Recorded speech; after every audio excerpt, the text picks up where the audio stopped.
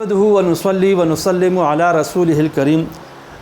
14 جون کو ہمارے ہاں انتقالی خون کے دن کے طور پر منایا جاتا ہے۔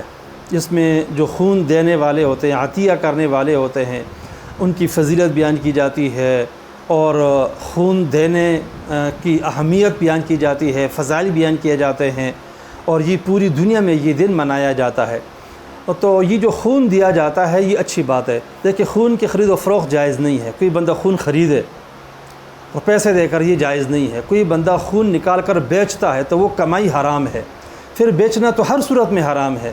خریدنا بعض اوقات مجبوری بن سکتی ہے، اب مفت میں خون نہیں مل رہا اور بندہ پڑا ہوا مر رہا ہے، تو اس صورت میں اگر خون خریدنا پڑ جائے تو پھر خریدنے کی گنجائش ہے۔ لیکن عام حالات میں حکم یہ ہے کہ انسانی ہمدردی کے تحت خون مفت میں دینا چاہیے، عطیہ جو ہے وہ کرنا چاہیے۔ اور خون دینے سے انسان کو کوئی نقصان نہیں ہوتا بلکہ فائدہ ہوتا ہے۔ انسان کو حرکت میں ہونا چاہیے، انسان کا خون بھی حرکت میں ہونا چاہیے۔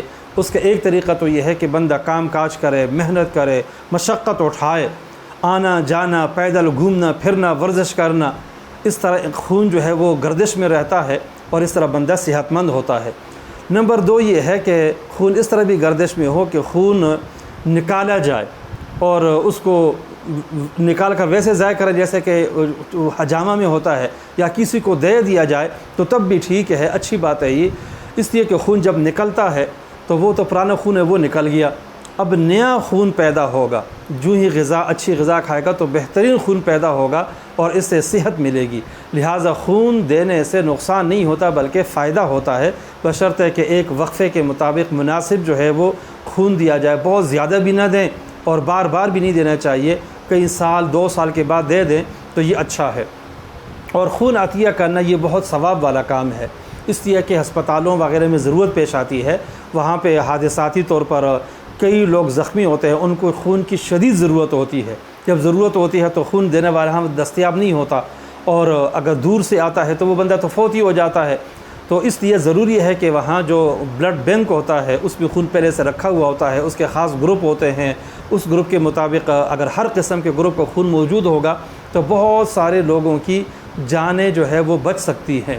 آپ صلی اللہ علیہ وسلم نے خون نکالنے کا حکم دیا ہے، بلکہ آپ نے طریقہ علاج بتلایا ہے۔ چنانچہ حجامہ ایک طریقہ ہے، آپ صلی اللہ علیہ وسلم نے خود بھی حجامہ لگایا، صحابہ کرام کو بھی اس کا حکم دیا، اور اس کے بہت زیادہ طبی اور بدنی فوائد موجود ہیں۔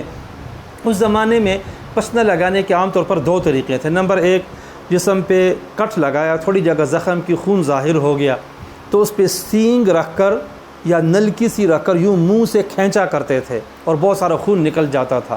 دوسرا طریقہ یہ تھا کہ جہاں زخم ہے یا خون نکالا اس پہ ایک کیڑا ہوتا ہے جو پانی میں ہوتا ہے، پانی میں رہتا ہے، اور جانور جب وہاں پانی پیتا ہے تو یہ کیڑا اس کے ناک میں چلا جاتا ہے اور جانور کو بہت تکلیف پہنچاتا ہے۔ یہ کیڑا اس زخم پہ رکھ دیا کرتے تھے اور وہ کیڑا جھونک جو ہے وہ اس سے خون کھینچا کرتا تھا۔ اس طرح خون نکالنے کا طریقہ تھا۔ اب ایک عام طریقہ آ گیا، آسان آ گیا ہے کہ خون نکالنا بھی ہے اور ضائع بھی نہیں کرنا بلکہ کسی اور کو دے دینا ہے، اور آسان طریقہ کٹ لگاتے ہیں اور خاص قسم کا کپ ہوتا ہے وہ یوں رکھتے ہیں تو خون کافی مقدار میں نکل جاتا ہے۔